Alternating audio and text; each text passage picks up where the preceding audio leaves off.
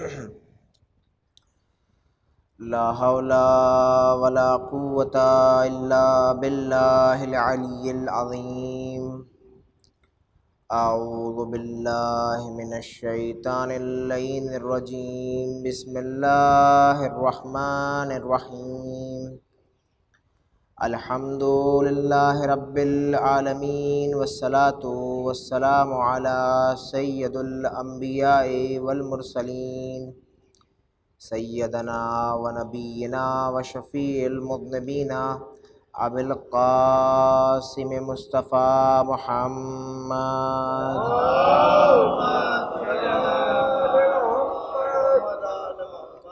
وعلى أهل بيته الطيبين الطاهرين المعصومين المظلومين، ولعنة الله على أعدائهم وقتلتهم وغاصبي حقوقهم ومنكري فضائلهم ومصائبهم عليه أجمعين.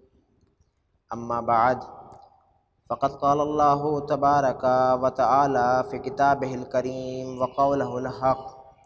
بسم الله الرحمن الرحيم. فمن حاجك فيه من بعد ما جاءك من العلم فقل تعالوا ندعو أبناءنا وأبناءكم ونساءنا ونساءكم وأنفسنا وأنفسكم ثم نبتهل فنجعل لعنة الله على الكاذبين. صلوات.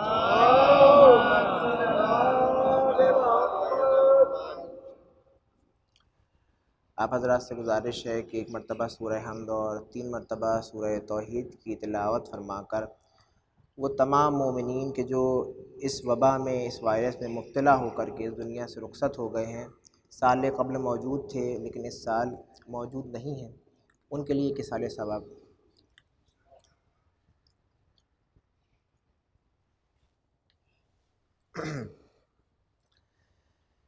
ارشاد رب العزت ہو رہا ہے کہ ہم نے اہل بیت علیہ السلام کو اس وقت میدان میں بھیجا کہ جس وقت اسلام کے اوپر مصیبت کا وقت تھا، جس وقت اسلام کے اوپر مصیبت کی گھڑی تھی.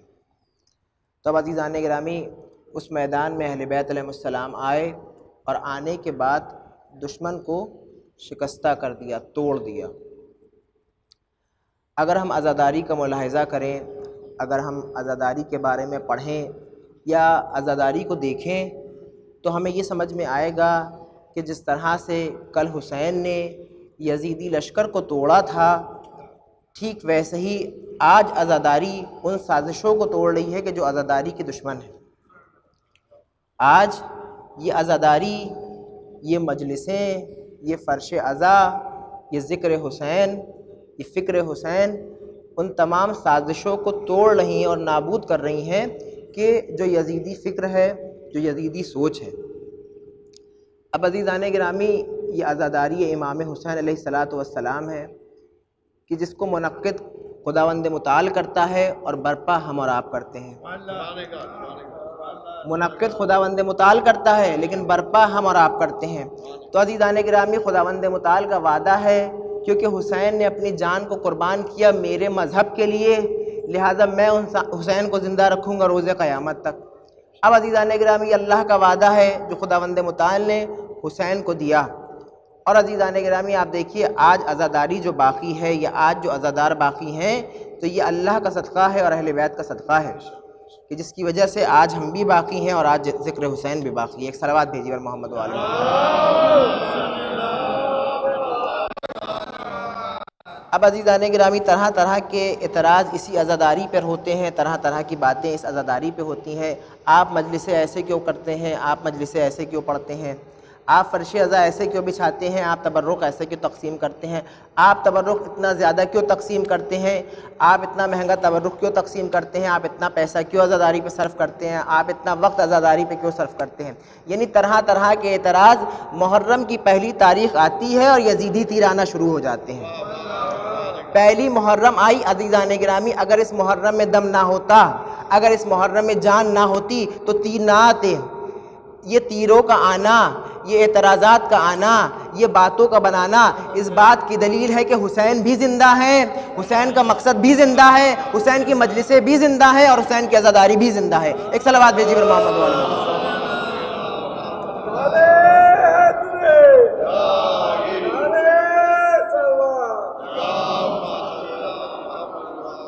یعنی فکر حسین زندہ ہے، ہدف حسین زندہ ہے۔ اب عزیزان گرامی طرح طرح کی باتیں کی جاتی ہیں کہ بھائی وہ مجلسیں کہ جو ہو چکی ہیں، وہ مجلسیں جو ذکر ہو چکے ہیں، ان ذکروں کو کیوں دہرایا جاتا ہے اور کیوں کیا جاتا ہے؟ ہر سال وہی طریقہ ہے کہ اہل بیت کا ذکر ہوتا ہے، وہی طور طریقہ ہے کہ اہل بیت کے اوپر رویا جاتا ہے، تو اس مجلس کا کیا فائدہ ہے؟ یہ اعتراض کیے جاتے ہیں کہ اس مجلس عزا کا کیا فائدہ ہے؟ اتنا پیسہ صرف کرتے ہیں، کسی غریب کو دے دیا جائے، کسی یتیم کو دے دیا جائے، کسی مسکین کو دے دیا جائے۔ عزیزان گرامی، یہ تمام طرح کے اعتراض کیے جاتے ہیں۔ پھر یہ کہا جاتا ہے کہ بھئی آپ مجلس برپا کرتے ہیں، ایک ذاکر کو بلاتے ہیں، ایک خطیب کو بلاتے ہیں، خطیب آتا ہے۔ آپ اس زمانے کی مثال لے لیجئے، اس زمانے میں جو کووڈ کی گائیڈ لائنز ہے اس کے مطابق 50 لوگ ایک مجلس میں شرکت کر سکتے ہیں۔ تو اب اعتراض کرنے والا یہ اعتراض کرتا ہے کہ بھائی آپ نے 50 لوگوں کو مجلس میں بلایا تو یہ 50 گھنٹے یہ ہو گئے، 1 گھنٹہ اس کے آنے میں اور جانے میں لگ گیا، یعنی ایک انسان کے جو مجلس عزا میں آتا ہے وہ اپنے 2 گھنٹے دیتا ہے، یعنی زندگی کے 2 گھنٹے وہ ایک مجلس عزا میں دے رہا ہے۔ تو اب عزیزان گرامی ایک مجلس میں آج کے زمانے میں جو لوگ شرکت کر رہے ہیں تو 50 لوگ ہیں، 50 افراد ہیں، تو اگر اس لحاظ سے دیکھا جائے تو ایک مجلس میں 100 گھنٹے صرف ہو رہے ہیں، یعنی 50 لوگ آ رہے ہیں تو ہر انسان کے 2 گھنٹے، اس لحاظ سے 100 گھنٹے ایک مجلس عزا میں صرف ہو رہے ہیں۔ تو اگر 10 عشرے اسی طرح کے ہو رہے ہیں تو یعنی 1000 گھنٹے۔ کہیں پر اگر میں غلط بولوں تو آپ نیچے سے بتا دیجئے گا، کیونکہ میری میتھ اتنی قوی نہیں ہے، مضبوط نہیں ہے، لہٰذا اگر 10 عشرے ہو رہے ہیں تو گویا کہ 1000 گھنٹے صرف کر رہی ہے قوم مجلس عزا میں، امام حسین علیہ السلام کے ذکر میں۔ اب عزیزان گرامی پورے سال جو مجلسیں ہوتی ہیں اس وقت کا اندازہ لگا لیجئے، پورے ملک میں جو مجلسیں ہوتی ہیں اس وقت کا اندازہ لگا لیے، پورے سال میں جو مجلسیں ہوتی ہیں اس وقت کا اندازہ لگا لیے، نہ جانے کروڑوں کی تعداد میں کتنے گھنٹے مجلس عزا میں صرف ہوتے ہیں۔ اب عزیزان گرامی یہ کون کہہ رہا ہے کہ جس نے اعتراض کیا ہے؟ یہ کون بیان کر رہا ہے کہ جو اعتراض کرنے والا ہے مجلس عزا پر؟ اب عزیزان گرامی دوسرا اعتراض یہ ہوا کہ بھئی آپ ہزاروں کی تعداد میں پیسہ بہاتے ہیں، تبرک بانٹتے ہیں، فرش عزا بچھاتے ہیں، مومنین کو دعوت دیتے ہیں، مومنین کے لیے کھانے کا اہتمام کرتے ہیں، تبرک کا اہتمام کرتے ہیں، کیا ضرورت ہے؟ تو اب عزیزان گرامی جس نے اعتراض کیا ہے میں اس کی خدمت میں یہ عرض کرنا چاہوں گا کہ حساب تو بہت اچھا لگایا، حساب تو بہت اچھا لگایا، لیکن ذرا سوچو کہ یہ ذکر حسین کیوں ہوتا ہے؟ حسین کون تھے؟ حسین وہ تھے کہ جنہوں نے اللہ کے مذہب کو بچایا، حسین وہ تھے کہ جنہوں نے اللہ کے دین کو بچایا، حسین وہ تھے کہ جنہوں نے اللہ کی شریعت کو بچایا، حسین وہ تھے کہ جس نے اللہ کے احکام کو بچایا، حسین وہ تھے کہ جس نے نماز کو بچایا، حسین وہ تھے کہ جس نے روزے کو بچایا، حسین وہ تھے کہ جس نے حج کو بچایا، حسین وہ تھے کہ جس نے زکوٰۃ کو بچایا، حسین وہ تھے جس نے خمس کو بچایا، یعنی تمام شریعت کو بچانے والے ہیں حسین۔ کربلا کے میدان میں آئے اور آنے کے بعد اپنی جان کو قربان کریا اس مذہب کے لیے۔ تو اب عزیزان گرامی جب مذہب اتنا قیمتی ہے تو ذکر حسین کتنا قیمتی ہوگا؟ ایک صلوات بھیجی بر محمد و آل محمد۔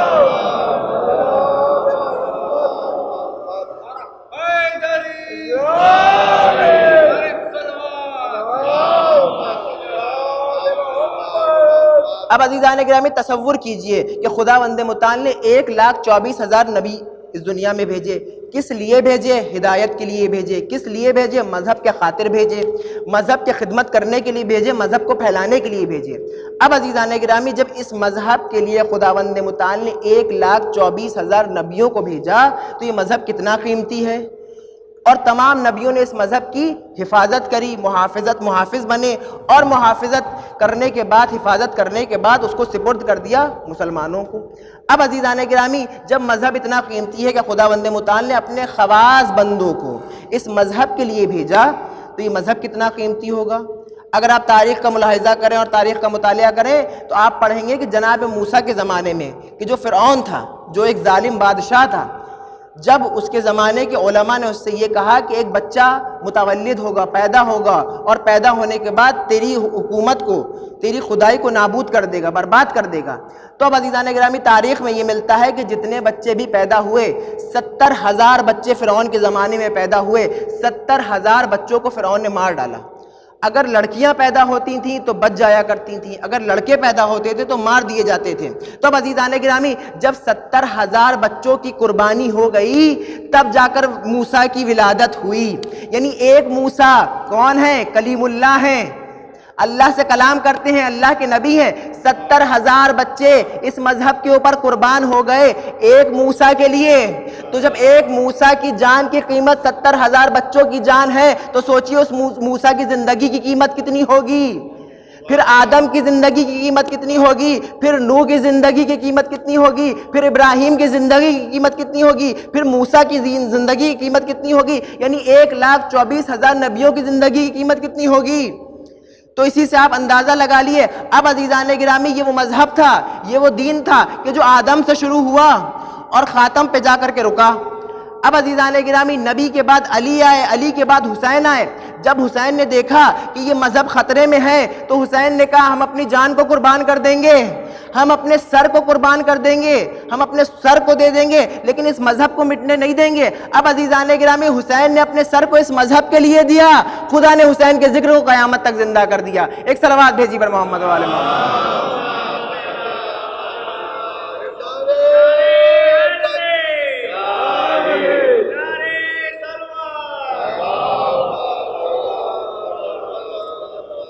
تو عزیزان گرامی اس مذہب کی قیمت کتنی ہوگی۔ دوسری مثال آپ کی خدمت میں عرض کروں، جناب نوح کا زمانہ آیا۔ جناب نوح کون ہے؟ اللہ کے نبی ہیں، اللہ کے نبی ہیں۔ آپ دیکھیے کہ جناب نوح کا جب زمانہ آیا 950 سال جناب نوح نے تبلیغ کی، تبلیغ دین کی، وحدانیت کو سمجھانے کی کوشش کری، سچے دین کو بتانے کی کوشش کری، لیکن لوگ ایسے نالائق تھے کہ وہ سمجھ نہیں پا رہے تھے کہ نوح کہنا کیا چاہ رہے ہیں۔ آخر میں جب نوح عاجز ہو گئے تو اللہ کی بارگاہ میں بد دعا کرتے ہیں کہ بار الہ اس قوم کے اوپر عذاب کو بھیج دے۔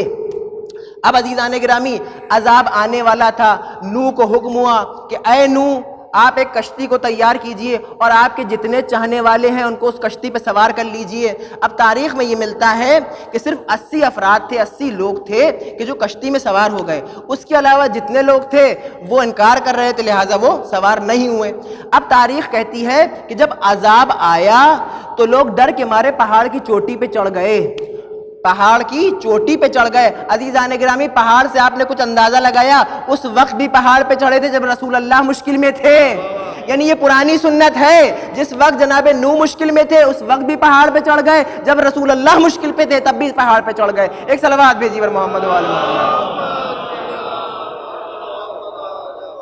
تو اب جنہوں نے انکار کیا وہ ڈر کے مارے پہاڑ کی چوٹی پہ چڑھ گئے، جو زمانے میں ہمالیہ رہا ہو یا جو بھی پہاڑ رہا ہو اس کے اوپر چڑھ گئے کہ شاید ہم عذاب سے محفوظ ہو جائیں گے۔ لیکن عزیزان گرامی تاریخ میں یہ ملا کہ جب عذاب آتا ہے تو اونچائی کو نہیں دیکھتا ہے، یہ نہیں دیکھتا ہے کہ بچنے والا کہاں پر پہنچ رہا ہے، جب عذاب آتا ہے تو سب کو اپنی چپیٹ میں لے لیتا ہے۔ اب عزیزان گرامی تاریخ میں یہ ملتا ہے کہ وہ 80 افراد تو بچ گئے، وہ نوح کی ننھی سی اور چھوٹی سی کشتی تو موجوں میں لہراتی رہی لیکن بچ گئی، لیکن وہ باقی افراد جتنے بھی تھے وہ عذاب کی چپیٹ میں آ گئے۔ تو عزیزان گرامی یہاں پہ کہنے کا مطلب یہ ہے کہ اگر دیندار لوگ 80 ہی کیوں نہ ہوں، ایک چھوٹی سی کشتی میں کیوں نہ ہو، اگر بچا لینے کے لائق ہے تو خدا ان کو بچا لیتا ہے۔ لیکن عزیزان گرامی جو لوگ بے دین ہوتے ہیں، جو مذہب سے دور ہوتے ہیں، تعداد میں زیادہ ہی کیوں نہ ہو، اکثریت میں زیادہ ہی کیوں نہ ہو، لیکن جب عذاب الہی آتا ہے تو ان کو کوئی نہیں بچا پاتا۔ ایک صلوات بھیجی پر محمد و آل محمد۔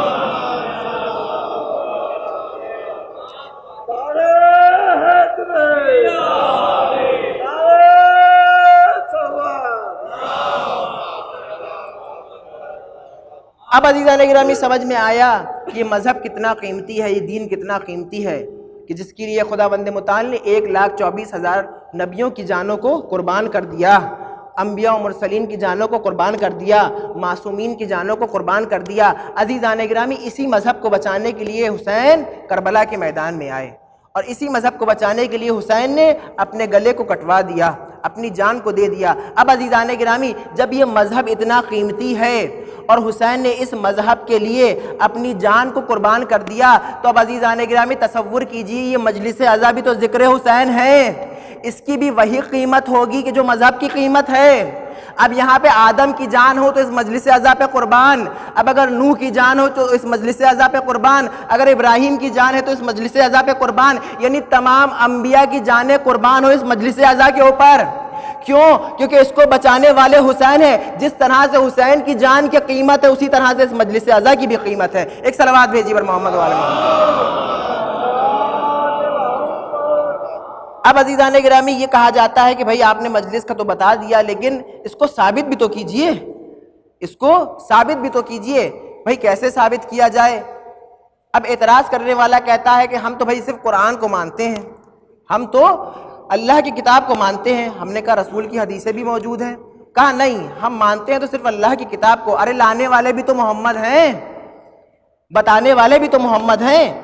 آپ کسی مکتب میں جاتے ہیں، کسی یونیورسٹی میں جاتے ہیں، کسی کالج میں جاتے ہیں تو کیا جاتے ہی آپ کو کتاب تھما دی جاتی ہے کہ لیے فزکس کی کتاب ہے آپ پڑھیے، لیے کیمسٹری کی کتاب ہے آپ پڑھیے، لیے بایولوجی کی کتاب ہے آپ پڑھیے؟ نہیں عزیزان گرامی، جب ایک طالب علم کسی مکتب پہ جاتا ہے، کسی یونیورسٹی میں جاتا ہے، کسی درسگاہ میں جاتا ہے، پوری توجہ، تو پہلے کتاب نہیں دی جاتی بلکہ پہلے استاد کی معرفی کروائی جاتی ہے، پہلے استاد کو پہچنوایا جاتا ہے کہ دیکھو یہ تمہارے فزکس کے استاد ہیں، یہ تمہارے کیمسٹری کے استاد ہیں، یہ تمہارے بایولوجی کے استاد ہیں۔ یعنی پہلے استاد کو دکھایا جاتا ہے، استاد کے مزاج کو سمجھایا جاتا ہے کہ دیکھو جب کلاس میں جانا تو ہلڑ مت کرنا، جب کلاس میں جانا تو شور مت کرنا، ڈسپلن کے ساتھ بیٹھنا، قاعدے سے بیٹھنا، شرافت سے بیٹھنا۔ یعنی تمام باتیں بتائی جاتی ہیں کہ جب استاد کی بارگاہ میں حاضر ہونا تو کس طرح جانا، جب استاد کا احترام کرو گے تب جا کے سبجیکٹ سمجھ میں آئے گا۔ تو اب عزیزان گرامی یہ مسلمانوں کی عقلیں کہاں ہیں؟ پہلے استاد کو تو سمجھ لے پھر قرآن کو سمجھیں گے۔ ایک صلوات بھیجی بر محمد و آل محمد۔ تو صلوات بھیجی بر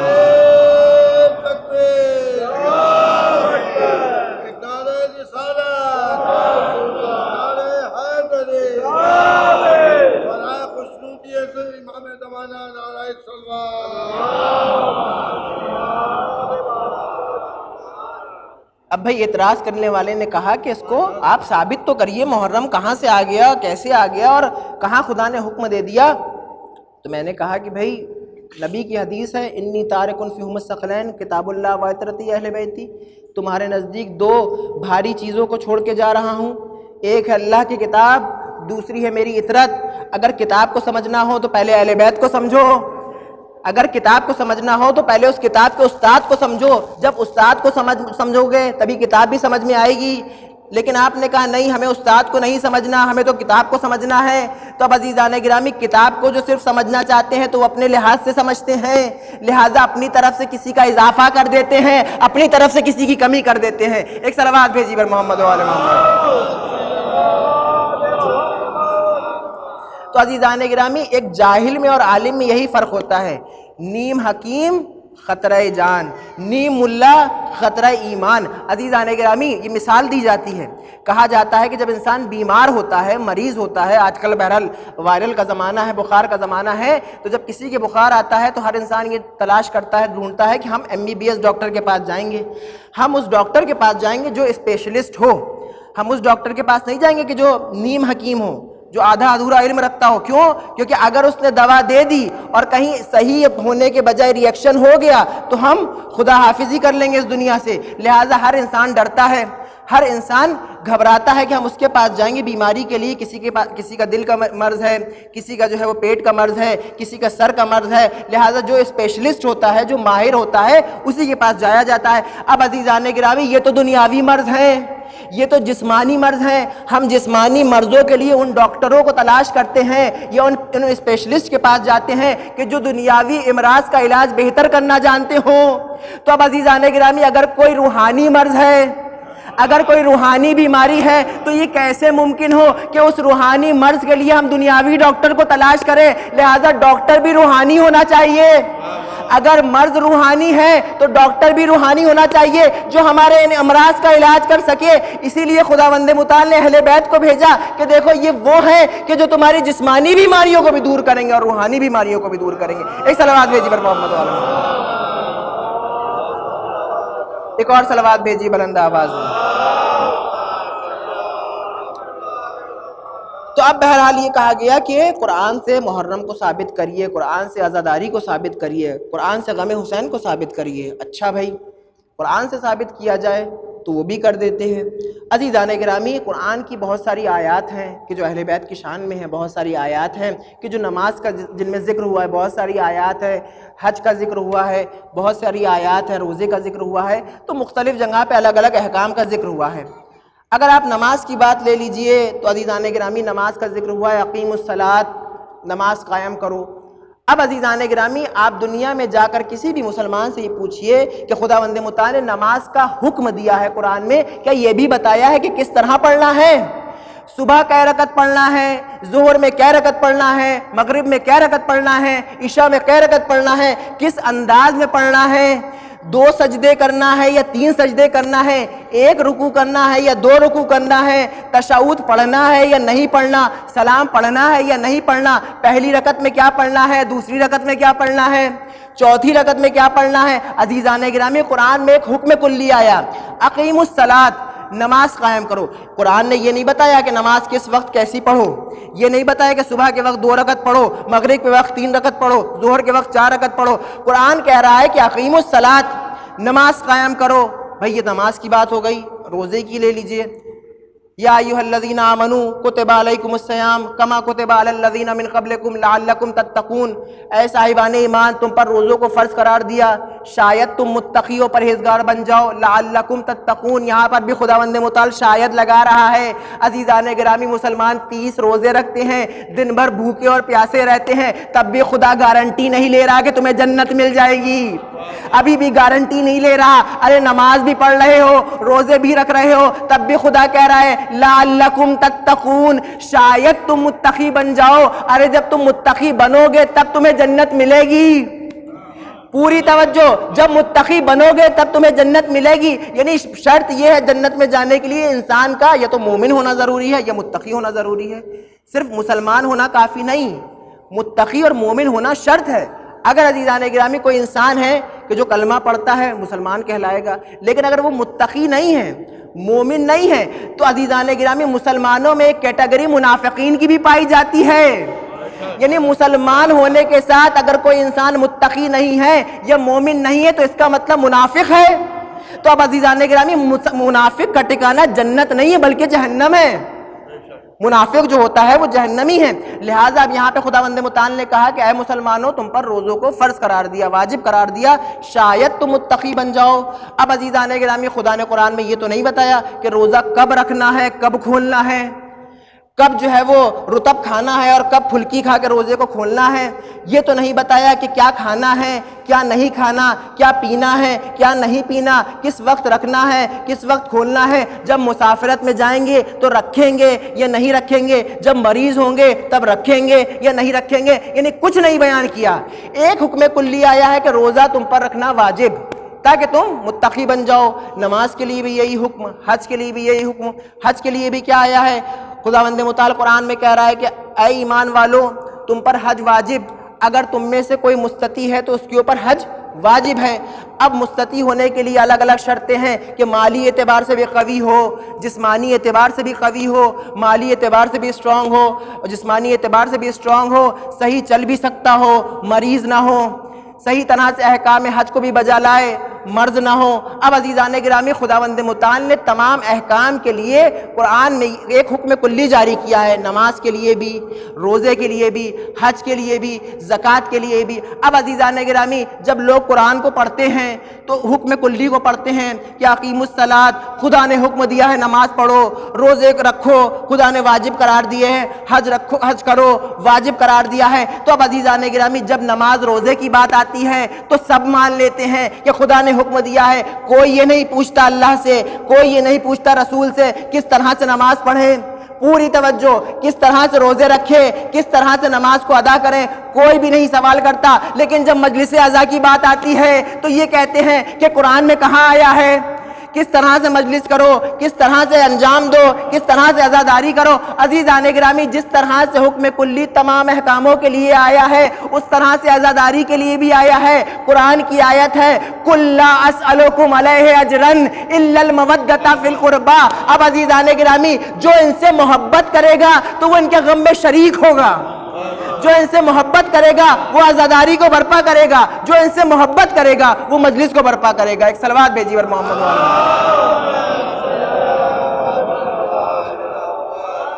ایک اور صلوات بھیجی بر آواز۔ تو عزیزان گرامی، یہ اہل بیت علیہ السلام ہیں، جن کا حکم، جن کی محبت کا حکم خداوند متعال نے قرآن میں دیا۔ اب جو ان سے محبت کرتا ہوگا، محبت کا تقاضا کیا ہوتا ہے؟ محبت کا تقاضا یہ ہوتا ہے کہ محبت دو طرف سے ایک جیسی ہوتی ہے۔ اگر باپ بیٹے سے محبت کرتا ہے تو بیٹا باپ سے محبت کرتا ہے، اگر بھائی بھائی سے محبت کرتا ہے تو دوسرا بھائی اپنے بھائی سے ویسے ہی محبت کرتا ہے۔ محبت کا تقاضا تو یہی ہے، یہ تو نہیں ہے کہ باپ تو بیٹے سے محبت کرے لیکن بیٹا باپ سے محبت نہ کرے، ایک بھائی دوسرے بھائی سے محبت کرے اور دوسرا بھائی بڑے بھائی سے محبت نہ کرے۔ نہیں، محبت کا تقاضا یہ ہے کہ دونوں طرف سے برابر سے ہوتی ہے۔ اب عزیزان گرامی، خداوند متعال نے حکم دیا ہے اہل بیت کی محبت کا کہ یہ تمہارے اوپر واجب ہے، ان سے محبت کرنا واجب ہے۔ اب عزیزان گرامی، اگر کوئی انسان رسول سے محبت کرتا ہے تو ظاہر سی بات ہے رسول جس عمل سے خوش ہوتے ہیں اس عمل سے مسلمانوں کو بھی خوش ہونا چاہیے۔ جس عمل سے رسول ناراض ہوتے ہیں تو مسلمانوں کو بھی اس عمل سے ناراض ہونا چاہیے۔ اب عزیزان گرامی، انصاف سے بتائیے کہ رسول محرم میں شریک ہوتے ہیں یا نہیں ہوتے؟ اپنے نواسے کے غم میں شریک ہوتے ہیں یا نہیں ہوتے؟ ہمارا تو عقیدہ یہ ہے کہ صرف رسول ہی شریک نہیں بلکہ آدم بھی شریک ہوتے ہیں، نوح بھی شریک ہوتے ہیں، ابراہیم بھی شریک ہوتے ہیں، موسیٰ بھی شریک ہوتے ہیں، ہمارے اور آپ کے نبی بھی شریک ہوتے ہیں۔ اب عزیزان گرامی، یہ وہ غم ہے جو حسین کا غم نہیں ہے بلکہ 1,24,000 انبیاء کا غم ہے۔ ایک صلوات بھیجی بلند آواز میں۔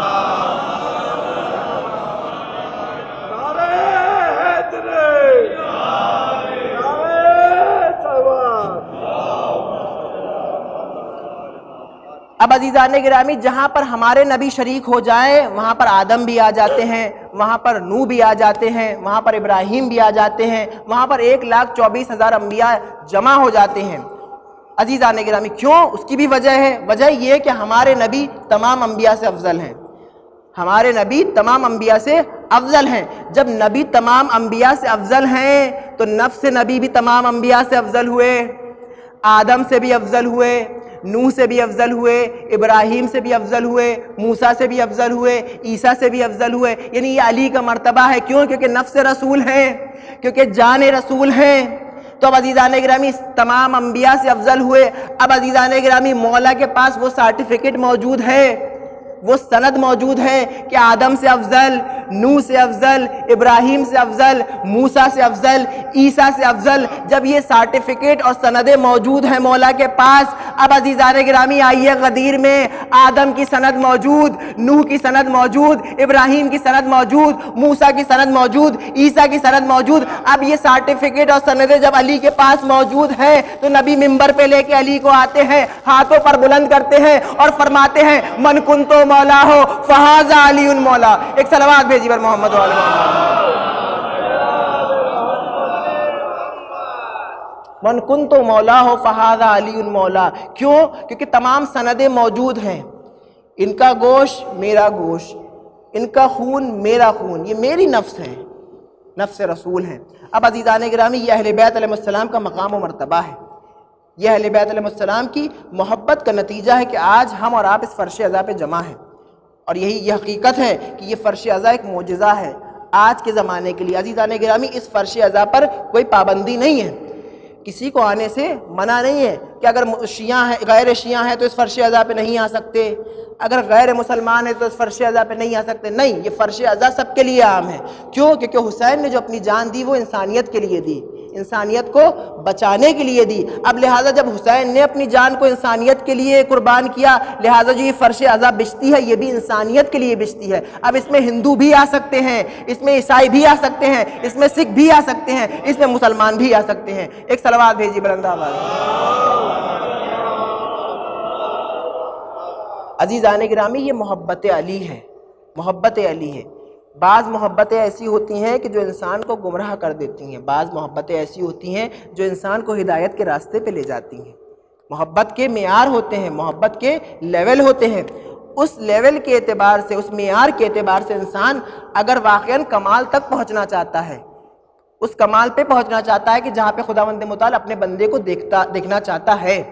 عزیزان گرامی، محبت ہم اور آپ بھی کرتے ہیں علی سے، محبت نصیری بھی کرتے ہیں، لیکن فرق ہے ہمارے عقیدے میں اور ایک نصیری کے عقیدے میں فرق ہے۔ اچھا آپ کہیں گے کہ یہ نصیری کہاں سے آ گئے، وہ بھی سن لیجئے، کیونکہ بہرحال اس زمانے میں بھی آپ کو بہت سارے ایسے مل جائیں گے جو ہمارے ہی جیسے بن کے ہماری فرش ازا پہ آتے ہیں، لیکن ہم پہچان نہیں پاتے یہ آنے والا شیعہ ہے یا شیعہ کے بھیس میں کوئی اور ہے، یہ آنے والا محب اہل بیت ہے، یہ دشمنان اہل بیت ہے۔ لباس ہمارا ہوتا ہے لیکن کام شیطانی ہوتا ہے۔ ایک صلوات بھیجی پر محمد و آل محمد۔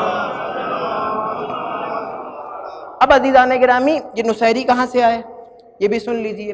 جس زمانے میں بنی امیہ حکومت کر رہے تھے ظاہراً، تو اس زمانے میں ایک فکر چلی، اور بہرحال آپ نے سنا ہوگا کہ 70,000 ممبروں سے جو ہے وہ علی کے خلاف برے الفاظوں سے جو ہے وہ خطاب کیا گیا اور بلایا گیا، اور لوگوں کو غلط طرح کی باتیں بتائی گئی مولا علی کی شان میں، مولا علی کے بارے میں، علی ایسے ہیں، علی ویسے ہیں۔ اور دستور یہ تھا کہ اس زمانے میں جو بچے ہوا کرتے تھے، کیونکہ بہرحال بچے آگے چل کے جوان ہوں گے، بڑے ہوں گے، اور مستقبل انہی کے ہاتھوں میں ہوگا، تو لہٰذا دستور یہ تھا بنی امیہ کا، اور طریقہ یہ تھا کہ ان بچوں کو چھوٹے چھوٹے جانور، حیوانات، بکری کا بچہ ہوا، خرگوش کا بچہ ہوا، وہ جا کر کے دے دیا کرتے تھے، اور رات کے وقت ان بچوں سے اس کو چھین لیا کرتے تھے، اور یہ کہتے تھے کہ چھیننے والا علی ہے، تاکہ ان بچوں کے ذہنوں میں یہ بس جائے کہ جس نے ہم سے چھینا ہے وہ علی تھا کہ جو چھین کے لے گیا۔ یعنی یہ تصورات بچوں کے ذہنوں میں پیدا کیے جا رہے تھے بنی امیہ کی طرف سے، اور طرح طرح کی سازشیں کی جا رہی تھیں۔ لہٰذا ان سازشوں میں ایک سازش یہ بھی تھی کہ کس طرح سے علی کو بدنام کیا جائے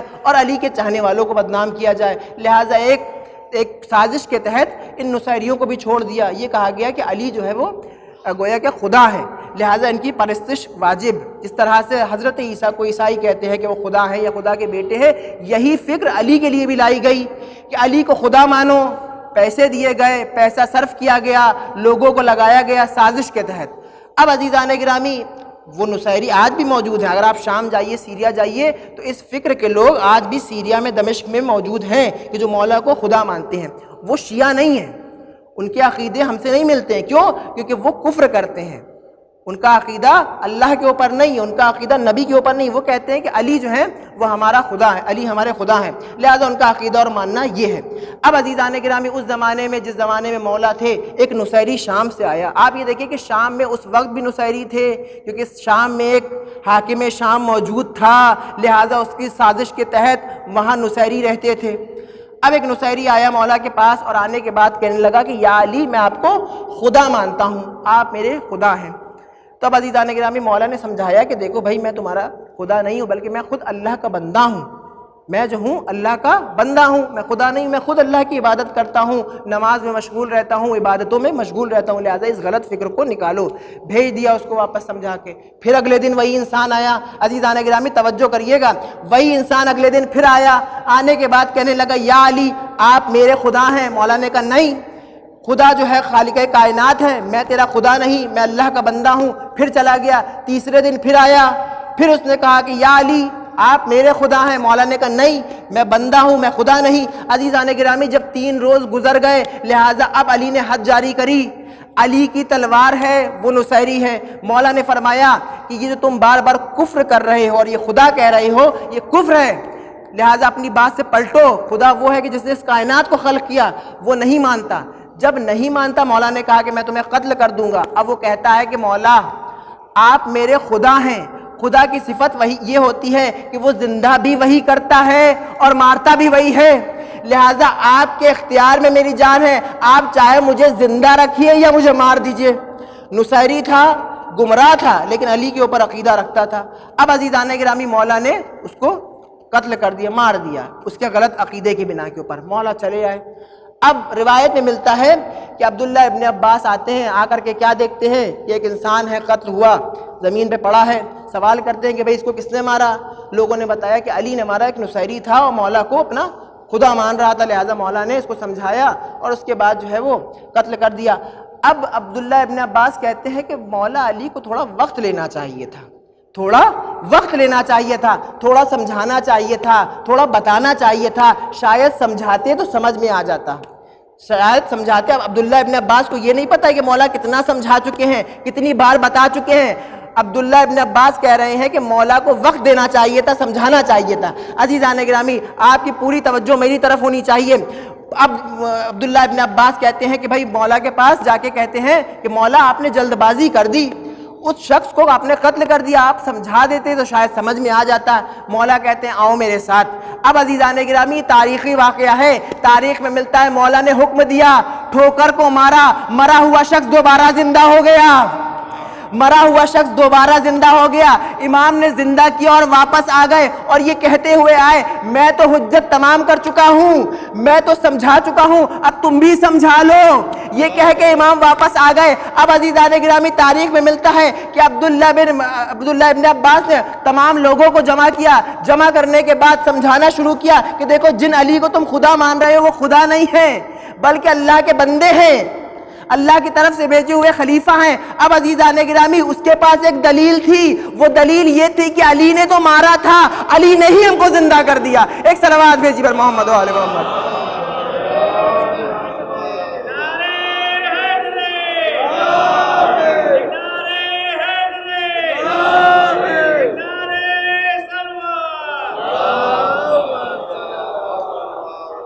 اب اس نے دلیل بنایا۔ اب وہاں پر جتنے مسلمان تھے، جتنے بھی علی کے چاہنے والے تھے، وہ اپنے سر کو مار رہے زمین کے اوپر، لیکن وہ نصیری ماننے کے لیے تیار رہی۔ اب عزیزان گرامی، مولا نے کہا اس کو باندھ دیا جائے، اس کو جلایا جائے، حکم دیا۔ اب اس نے کہا کہ ٹھیک ہے یا علی، آپ نے مجھے مارا تھا، آپ نے ہی مجھے زندہ کیا، دوبارہ بھی آپ اگر مجھے مار دیں گے تو مجھے فرق نہیں پڑتا کیونکہ میں آپ کو اپنا خدا مانتا ہوں۔ اب عزیزان گرامی، وہ کہتا ہے کہ مولا آپ مار دیجئے مجھ کو، لیکن میری ایک وصیت ہے اس کو پورا کر دیجئے۔ مولا نے فرمایا بتاؤ کیا وصیت ہے؟ کہا میرے گاؤں والے جتنے بھی ہیں ان کو آپ بلا لیجئے، جتنے بھی میرے خانوادے والے ہیں، رشتہ دار ہیں، عزیز و اقربا ہیں، ان کو بلا لیجئے، ان کے سامنے مجھے ماریے۔ اب عزیزان گرامی، وہ چالاک انسان تھا، ہوشیار انسان تھا، اس نے چالاکی کری۔ مولا نے کہا وصیت ہے لہٰذا اس کے اوپر عمل کیا جائے۔ وصیت کے مطابق تمام گاؤں والوں کو بلایا گیا، خانوادے والوں کو بلایا گیا، رشتہ دار کو بلایا گیا اور تمام رشتہ داروں نے اس کو گھیر لیا۔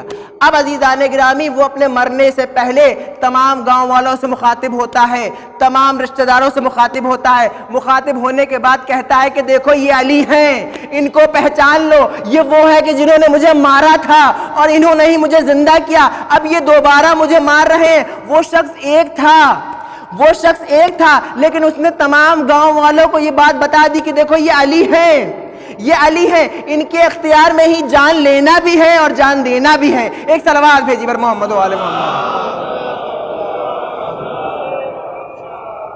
تو عزیزان گرامی، یہ غلط عقیدے کہ جو لوگوں میں عام کیے گئے، یہ فکر کے اعتبار سے بھولے بھالے انسانوں کو پکڑا جاتا تھا اور ان کو سمجھایا جاتا تھا اس طرح کی فکروں کے بارے میں اور اس طرح کی باتوں کے بارے میں۔ ابھی کچھ سال پہلے کا واقعہ ہے کہ جب حشد الشعبی سیریا گئی تھی تو اب وہاں پہ جو داعش میں شریک تھے، شامل تھے، جو داعشی تھے، تو اس میں سے ایک داعشی کو پکڑا۔ اب یہی فکر آپ کو بتانا چاہ رہا ہوں، یہی فکر۔ ایک داعشی کو پکڑا، جب پکڑا تو اس کو اریسٹ کیا، گرفتار کیا اور اس کو لایا گیا۔ اب اس سے پوچھ تاچھ شروع ہوئی۔ جب اس کی تلاشی لی گئی تو اس کے پاس ایک چمچ موجود تھا، اس کے پاس ایک داعشی جو ایک آتنکوادی تھا، ایک دیش دروہی تھا، ایک ظالم تھا، اس کے پاس سے ایک چمچ نکلا۔ اب سب حیران، اب سب تعجب سے دیکھ رہے ہیں کہ بھئی یہ اتنا خطرناک انسان کہ جو مظلوموں کا خون بہا رہا تھا، اس کے پاس چمچ کیا کر رہا ہے؟ اب پوچھ تاچھ شروع ہوئی، پوچھنا شروع ہوا کہ بھئی تمہارے پاس اسلحے موجود تھے، تمہارے پاس بم موجود تھے، تمہارے پاس بارود موجود تھا، اس چمچ کا تم کیا کر رہے تھے؟ اب وہ کہتا ہے کہ جب ہمیں درس دیا جاتا تھا اور جب ہمیں سمجھایا جاتا تھا کہ کس طرح سے تم کو اپنی جان کو پیش کرنا ہے، قربان کرنا ہے اللہ کے دین کے لیے، کیونکہ غلط طرح سے اس کو سمجھایا جا رہا تھا، گمراہ کر کے اس کو بھیجا گیا تھا اس انسان کو داعش میں۔ اب وہ کہتا ہے کہ جب ہمیں سمجھایا جا رہا تھا تو یہ کہا جا رہا تھا کہ جب تم ان لوگوں کو مار دو گے تو تمہاری ملاقات رسول اللہ سے جنت میں ہوگی۔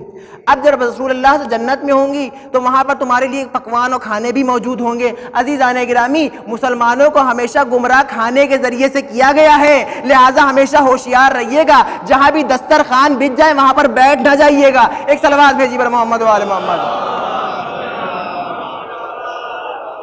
دسترخوان وہی کامیاب ہوتا ہے کہ جو نام حسین کے اوپر بچھے۔ اسی لیے کہنے والے نے کہا کہ نماز جو ہے وہ علی کے پیچھے اچھی لگتی ہے لیکن معاویہ کے ساتھ دسترخوان پہ اچھا لگتا ہے۔ تو عزیزان گرامی یہی وہی فکر ہے۔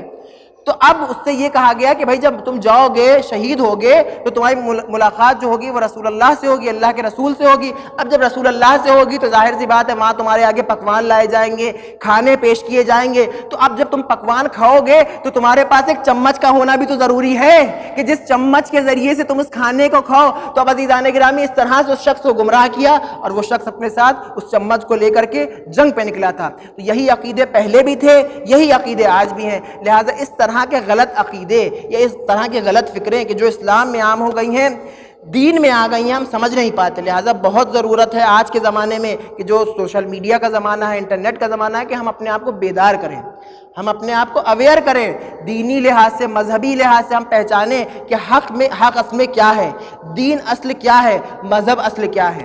تب عزیزان گرامی ہمیں صحیح معنی میں کربلا سمجھ میں آئے گی اور مقصد کربلا سمجھ میں آئے گی کہ آخر کربلا کا مقصد کیا تھا، کربلا کا مقصد کیا تھا، کربلا کا ہدف کیا تھا۔ کربلا کیا تھی کہ جس کے لیے 72 سروں کو پیش کر دیا گیا۔ کربلا کیا تھی کہ جس کے لیے 72 جسموں کو حاضر کر دیا گیا۔ عزیزان گرامی کربلا ہدایت کا مرکز ہے، کربلا کشتی نجات ہے، کربلا وہ ہے کہ جو انسان کے تمام امراض کو، تمام مرضوں کو دور کر دیتی ہے۔ یہ ذکر کربلا وہ ہے کہ جو حر کو حر بنا دیتی ہے، یہ وہ ہے کہ جو بوڑھے کو حبیب ابن مظاہر بنا دیتی ہے۔ ہاں عزیزان گرامی آپ کی زحمتیں تمام، کربلا وہ ہے کہ جو سن نہیں دیکھتی، عمر نہیں دیکھتی۔ اگر کوئی انسان حسین کے اوپر اپنی جان کو نچھاور کرنے کے لیے تیار ہے، آمادہ ہے، تو کربلا اس کا استقبال کرتی ہے۔ ہاں عزیزان گرامی آج ان 2 بچوں کا ذکر کرنا ہے کہ جو زینب کے بچے ہیں، آج ان شہزادوں کا ذکر کرنا ہے کہ جو زینب کے جگر کے ٹکڑے ہیں۔ عزیزان گرامی تاریخ میں ملتا ہے کہ جب امام حسین علیہ السلام مدینے سے مسافرت کے لیے آمادگی کر رہے تھے، تیاری کر رہے تھے، تو جناب زینب جناب عبداللہ کے پاس آئیں اور آنے کے بعد کہنے لگی، اے عبداللہ میرے بھائی حسین ہجرت کر رہے ہیں، جا رہے ہیں مدینے چھوڑ کر، میں بھی ان کے ساتھ جانا چاہتی ہوں۔ جناب عبداللہ علیل ہوتے ہیں، بیمار ہوتے ہیں، کہتے ہیں زینب جہاں آپ کے بھائی جائیں آپ ان کے ساتھ رہیے، آپ ان کا ساتھ دیے، میں آپ کو اجازت دیتا ہوں، کیونکہ شوہر تھے لہٰذا بی بی نے اجازت طلب کری۔ اب عزیزان گرامی تاریخ میں ملتا ہے کہ جناب عبداللہ شہزادی زینب سے فرماتے ہیں، اے بی بی آپ تنہا جائیں گی، میرے ان 2 لختے جگر کو بھی اپنے ساتھ لے جائیے، میرے لاڈلوں کو بھی اپنے ساتھ لے جائیے۔ عزیزان گرامی بہت چہیتے تھے جناب عبداللہ کے جناب اون محمد، اپنے بیٹوں کو جناب زینب کے سپرد کر دیا اور یہ فرمایا، اے شہزادی اگر کسی مقام پر، کسی جگہ پر حسین کے اوپر برا وقت آئے تو میرے بیٹوں کی جانوں کو قربان کر دیجیے گا حسین کے اوپر۔ عزیزان گرامی تاریخ میں ملتا ہے کہ وہ شب عاشوراء کہ جب امام حسین علیہ السلام اپنے اصحاب سے مخاطب تھے، وہیں دوسری طرف جناب زینب خیمے میں جناب اون محمد کو لے کر کے بیٹھی ہوئی تھیں، زلفوں کو سنوار رہی تھیں اور یہ وصیت کر رہی تھیں، یہ بتا رہی تھیں کہ اے میرے لال دیکھو کل کا جو دن ہے، کل روز عاشوراء ہے، لہٰذا کل تمہیں اپنی جان کو میرے بھیا کے اوپر قربان کرنا ہے، میرے بھیا کے اوپر نچھاور کرنا ہے۔ عزیزان گرامی تاریخ میں ملتا ہے کہ جناب زینب نے وعدے لیے 2۔ پہلا وعدہ یہ کہ دیکھو جب تم کل کربلا کے میدان میں جاؤ گے تو جو حسین کے قاتل ہیں، جو حسین کے دشمن ہیں، ان کو قتل کر دو گے، وعدہ کرو مجھ سے۔ اور دوسرا وعدہ یہ کرواتی ہیں حضرت زینب کہ دیکھو جب تم نہر فرات کے نزدیک پہنچ جانا جنگ کرتے ہوئے تو خبردار پانی مت پی لینا، کیونکہ ابھی سکینہ تشنا ہے، علی اصغر تشنا ہے، پیاسے ہیں، لہٰذا یہ نہ ہو کہ حسین کے بچے پیاسے رہ جائیں اور زینب کے بچے پانی پی کر سہراب ہو جائیں۔ عزیزان گرامی تاریخ میں ملتا ہے کہ روز عاشوراء جناب اون محمد امام حسین کی خدمت میں آتے ہیں، آنے کے بعد اجازت طلب کرتے ہیں، اے ماموں جان ہمیں بھی مرنے کی اجازت دے دیجئے، اے ماموں جان ہمیں بھی مرنے کی اجازت دے دیئے۔ تاریخ میں ملتا ہے کہ امام اجازت نہیں دیتے ہیں، اجازت نہیں دیتے ہیں۔ یہ دونوں بچے مایوس ہو کے دوبارہ خیمے میں آتے ہیں، ماں سے کہتے ہیں، اے اماں جان ماموں نے اجازت نہیں دی ہے، ماموں نے ہمیں اجازت نہیں دی ہے۔ عزیزان گرامی تاریخ میں ملتا ہے کہ جناب زینب عباس کو بلاتی ہیں، اے عباس حسین سے کہہ دیے زینب نے قسم دی ہے کہ میرے بچوں کو اجازت دے دے جنگ کی۔ عزیزان گرامی جب قسم کو سنتے ہیں امام حسین خیمے میں آتے ہیں، اے بہن زینب کیا چاہتی ہو؟ کہا بھیا صرف اتنا چاہتی ہوں کہ میں اپنے لال کو آپ کے اوپر قربان کر دوں، اپنے بچوں کو آپ کے اوپر نچھاور کر دوں۔ عزیزان گرامی تاریخ میں ملتا ہے کہ اجازت مل جاتی ہے، جناب زینب نئے لباس دونوں بچوں کو پہناتی ہیں، پہنانے کے بعد تلوار ان کے ہاتھ میں دیتی ہیں اور امام حسین گھوڑے پر سوار کرتے ہیں۔ اب عزیزان گرامی بہت اضطراب کا عالم ہے، امام حسین اس منظر کو دیکھ رہے ہیں، بچوں کی عمر کم ہے، بچوں کی عمر کم ہے۔ امام خیمے کے پاس کھڑے ہو کر منظر کو دیکھ رہے ہیں کہ بچے میدان میں جاتے ہیں اور یہ چاہتے ہیں کہ ظالمین سے مقابلہ کرے، لیکن عمر میں کم ہے، سن میں کم ہے۔ تاریخ میں ملتا ہے کہ اپنی عمر کے لحاظ سے جنگ کرتے ہیں، جنگ شروع ہو جاتی ہے، لیکن ایک لئی آگے بڑھتا ہے، اون کے سر پہ وار کرتا ہے، اون زمین کے اوپر آتے ہیں، محمد چاہتے ہیں کہ اون کو سہارا دے، دوسرا ظالم آگے بڑھتا ہے، محمد کے تلوار مارتا ہے، محمد بھی زمین پہ گر جاتے ہیں۔ تاریخ میں ملتا ہے کہ ایک بچہ تو شہید ہو جاتا ہے لیکن دوسرا بچہ باقی رہتا ہے، آواز دیتا ہے کہ اے ماموں میری آخری سلام قبول کیجئے۔ عزیزان گرامی تاریخ میں ملتا ہے حسین تیزی سے کربلا کے میدان میں پہنچتے ہیں، اون و محمد کے سرانے پہنچتے ہیں، آغوش میں بچوں کے سر کو لیتے ہیں، آغوش میں اٹھاتے ہیں، خیمے کی جانب لاتے ہیں۔ اب عزیزان گرامی تاریخ کہتی ہے کہ تمام بیویاں جمع ہو جاتی ہیں،